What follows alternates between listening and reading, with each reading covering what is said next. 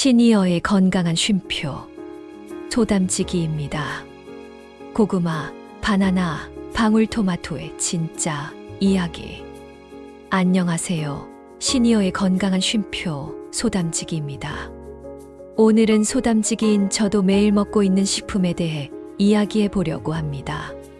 저 또한 나이가 60을 넘어서면서 음식에 대해 신경을 많이 쓰는 편입니다. 우리는 나이를 먹어가면서 하루하루 건강을 챙기려 더 노력하게 됩니다. 그래서 몸에 좋다는 음식을 찾아 정성껏 챙겨 드시는 분들이 참 많으시죠. 그런데 말입니다. 아무리 몸에 좋다고 알려진 음식이라도 매일 먹는 습관이 오히려 건강을 해칠 수 있다는 사실. 알고 계셨나요? 오늘은 많은 분들이 즐겨 드시는 고구마, 바나나, 방울토마토에 숨겨진 이야기와 실제 시니어 사례, 그리고 건강하게 먹는 방법까지 함께 나눠보려 합니다. 이 이야기가 여러분의 건강한 식습관에 작은 도움이 되기를 바랍니다. 고구마 따뜻하지만 너무 자주 먹으면 위에 부담이 될 수 있어요. 고구마는 오래전부터 우리 식탁에 자주 오르는 친숙한 건강식품입니다. 식이섬유가 풍부해 변비에 좋고 포만감도 뛰어나 다이어트에도 좋다고 알려져 있죠. 게다가 혈당 지수가 낮아 당뇨 환자에게도 좋고 항산화 성분인 베타카로틴이 풍부해 노화 예방에도 효과가 있다고 알려져 있습니다. 참 좋은 점이 많은 고구마인데요. 하지만 이렇게 좋은 고구마도 매일 같이 먹으면 문제가 생길 수 있다는 사실 알고 계셨나요? 어떤 점에 주의해야 할까요? 고구마가 건강에 부담이 되는 이유. 첫째, 위산 역류와 속쓰림을 유발할 수 있습니다. 고구마는 당분이 많고 위에 머무는 시간이 길어 위산을 자극할 수 있습니다. 평소 위가 약하거나 속쓰림이 잦은 분들에게는 특히 주의가 필요합니다. 둘째, 탄수화물 과다 섭취로 이어질 수 있습니다. 고구마 한 개에는 밥 한 공기와 맞먹는 탄수화물이 들어 있습니다. 그렇기 때문에 당뇨나 인슐린 저항이 있는 분이라면 섭취량 조절에 더욱 신중해야 합니다. 건강을 위해 먹었다가 오히려 혈당 관리에 어려움을 겪을 수도 있습니다. 셋째, 칼륨 과다 섭취의 위험이 있습니다. 고구마는 칼륨이 풍부한 식품입니다. 이는 일반적으로 좋은 점으로 알려져 있지만 신장이 약한 시니어분들의 경우 칼륨을 과도하게 섭취하면 고칼륨 혈증의 위험이 있습니다. 따라서 신장 기능이 좋지 않다면 고구마를 매일 먹는 것은 피하는 것이 좋습니다. 여러분들은 이런 경험 없으셨나요? 저도 변비에 좋고 당뇨에도 좋다고 해서 한때 매일 아침 고구마를 하나씩 챙겨 먹었습니다. 그런데 어느 순간부터 먹고 나면 속이 더부룩하고 신물이 올라오는 불편함을 느끼기 시작했습니다. 그 이후로는 고구마 섭취량을 조절하고 있습니다. 실제 살에 건강하려고 먹은 고구마, 오히려 속이 쓰렸어요. 여기 실제 사례가 있습니다. 70세 윤모 할머니는 밥 대신 고구마가 건강에 좋다는 말을 듣고 1년 가까이 매일 아침 고구마와 우유로 식사를 하셨습니다. 처음에는 속이 편하고 포만감도 좋아 만족스러웠다고 합니다. 하지만 6개월이 지나면서 속쓰림, 답답함, 가슴 통증을 자주 느끼기 시작했습니다.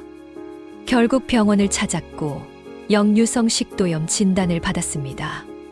더불어 단백질 없이 탄수화물만 지속적으로 섭취한 결과로 근육량 감소까지 지적받으셨습니다. 윤 할머니는 식습관을 바꾸고 나서야 건강을 되찾으셨습니다.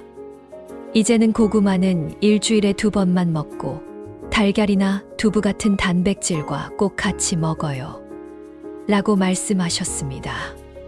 이처럼 아무리 좋은 음식이라도 자신의 몸 상태와 균형 잡힌 영양 섭취를 고려하는 것이 중요합니다. 바나나 먹기 편하지만 공복에 먹으면 혈당 확 올라요. 바나나는 씹을 필요도 없고 부드러워 노년기에 가장 많이 드시는 과일 중 하나입니다. 변비에도 좋고 마그네슘과 칼륨이 풍부해 근육 경련 예방에도 효과적이라고 알려져 있죠. 하지만 이렇게 편리하고 좋은 바나나도 주의해야 할 점이 있습니다.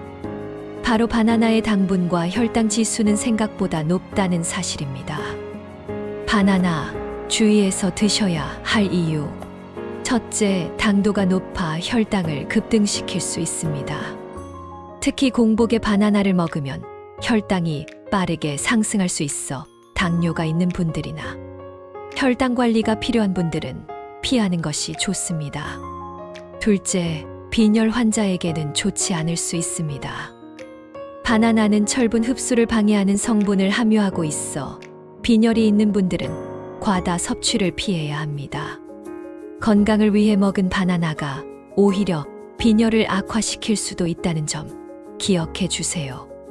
셋째, 소화가 너무 빨라 포만감이 오래 가지 않습니다. 바나나는 부드러워 소화가 빠르게 됩니다. 그렇기 때문에 식사 대용으로 바나나 하나만 드시면 금방 허기를 느껴 과식을 유발할 수 있습니다. 식사 대용보다는 간식으로 적절히 활용하는 것이 좋습니다. 실제 사례 아침마다 바나나 하나씩. 그런데 어지럽고 피곤했어요. 67세 박모 어르신은 2년 가까이 매일 아침 바나나 하나만 드시는 습관을 이어오셨습니다. 하지만 최근 들어 어지러움, 소화불량, 피로감이 잦아져 건강검진을 받게 되었습니다. 검진 결과 공복 혈당 수치가 위험 단계에 근접해 있다는 충격적인 소식을 들으셨습니다. 더구나 철분 수치도 낮아져 빈혈까지 의심되는 상황이었습니다. 의사는 공복 바나나 습관을 바꾸셔야 한다고 조언했습니다. 박 어르신은 의사의 조언에 따라 식사 습관을 바꿨습니다. 이젠 아침엔 현미밥과 반찬 조금, 바나나는 간식으로 반 개만 먹어요. 식사 습관을 바꾼 뒤 박 어르신의 건강은 눈에 띄게 나아졌다고 합니다. 무심코 먹던 바나나가 건강에 영향을 미칠 수 있다는 점 꼭 기억해야 합니다. 방울토마토 작다고 과일처럼 매일 한 접시는 과함입니다. 방울토마토는 작고 예뻐서 채소처럼 부담 없이 먹기 쉽지만 실제로는 과일로 분류됩니다. 당분도 많고 산성도 강하기 때문에 속이 약한 시니어분들에게는 오히려 부담이 될 수 있습니다. 매일 한 접시씩 드시는 분들도 많으신데요. 과연 괜찮을까요? 방울토마토의 섭취 주의죠. 첫째, 위산 과다를 유발할 수 있습니다. 방울토마토는 산성이 강해서 위염이나 위산 역류가 있는 분들은 속쓰림, 가슴 통증을 느낄 수 있습니다. 평소 위장 건강이 좋지 않다면 섭취량 조절이 필수입니다. 둘째, 칼륨 과다 섭취의 위험이 있습니다. 고구마와 마찬가지로 방울토마토도 칼륨이 풍부합니다. 신장이 약한 분들에게는 칼륨이 부담이 될 수 있으므로 주의가 필요합니다. 셋째, 껍질 소화에 어려움을 겪을 수 있습니다. 방울토마토 껍질은 얇지만 노년기에는 위장 기능이 약해져 껍질 소화에 무리가 갈 수 있습니다. 위장 건강이 좋지 않다면 껍질을 벗겨 먹거나 익혀서 먹는 것이 좋습니다. 실제 사례 하나 말씀드릴게요. 하루 한 접시 방울토마토가 문제였을 줄은 몰랐어요.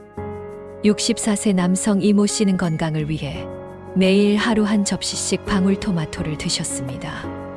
하지만 몇 달 후부터 소화불량과 배의 팽만감을 느꼈고 검사 결과 위산 과다와 경미한 신장 기능 저하를 진단받았습니다. 이 씨는 토마토가 건강에 안 좋다고는 생각도 못했어요. 라며 놀라움을 감추지 못했습니다.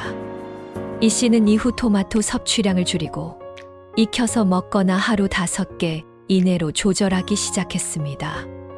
이처럼 건강에 좋다고 알려진 식품이라도 과도하게 섭취하면 오히려 역효과를 낼 수 있다는 점을 보여주는 사례입니다. 시니어 건강을 위한 식사 팁. 그렇다면 고구마, 바나나, 방울토마토를 어떻게 먹어야 건강에 도움이 될까요? 소담지기가 몇 가지 팁을 드립니다. 고구마는 일주일에 2에서 3회 정도 단백질과 함께 드시는 것이 좋습니다. 예를 들어 삶은 달걀이나 두부와 함께 섭취하여 탄수화물 위주의 식단을 보완해 주세요. 바나나는 공복이 아닌 간식으로 하루 반 개에서 1개 이하로 제한하는 것이 좋습니다. 식사 대용보다는 가벼운 간식으로 활용하고 다른 과일이나 견과류와 함께 드시면 더욱 좋습니다. 방울토마토는 하루 5개 이하로 섭취하고 속쓰림이 있는 분은 익혀서 드시는 것을 권장합니다. 익히면 산성 성분이 중화되어 위장에 부담을 덜어줄 수 있습니다. 하루 식단 예시 시니어요. 여러분들의 건강한 식생활을 위해 소담지기가 추천하는 하루 식단 예시입니다. 아침 현미밥, 달걀찜, 나물무침 김치, 점심 고등어구이, 고구마 반개 된장국, 간식 바나나 반개, 호두 2알, 저녁 두부조림, 방울토마토 3개, 미역국. 이 식단은 하나의 예시일 뿐 여러분의 건강 상태와 기호에 맞춰 다양하게 조절하여 드시면 됩니다. 중요한 것은 균형 잡힌 영양 섭취와 적절한 양입니다. 소담지기의 마무리 이야기. 오늘의 글을 읽으시고 어떠셨나요? 가장 우리 곁에 있는 식품들, 몸에 좋다고 해서 무심코 매일 챙겨 먹었던 식품들인데 조심해야 할 점이 있었다는 사실에 놀라셨을지도 모르겠습니다. 건강을 위한 노력, 정말 멋진 일입니다. 하지만 이건 좋다더라는 말만 믿고 매일 반복하는 식습관은 오히려 우리 몸에 해가 될 수 있다는 사실 꼭 기억해 주세요. 아무리 좋은 음식도 내 몸에 맞게 적당히 다양하게 먹는 것이 가장 중요합니다. 혹시 여러분도 좋다고 믿고 매일 먹고 있는 음식이 있으신가요? 오늘 이야기가 여러분의 건강한 식생활에 작은 도움이 되었기를 바랍니다. 소담지기는 앞으로도 여러분의 건강한 삶의 작은 쉼표가 되어 드리겠습니다. 오늘 영상이 도움이 되셨다면 좋아요와 구독, 알림 설정 부탁드립니다. 소담한 쉼표와 함께 건강하고 따뜻한 하루 보내시길 바랍니다. 감사합니다.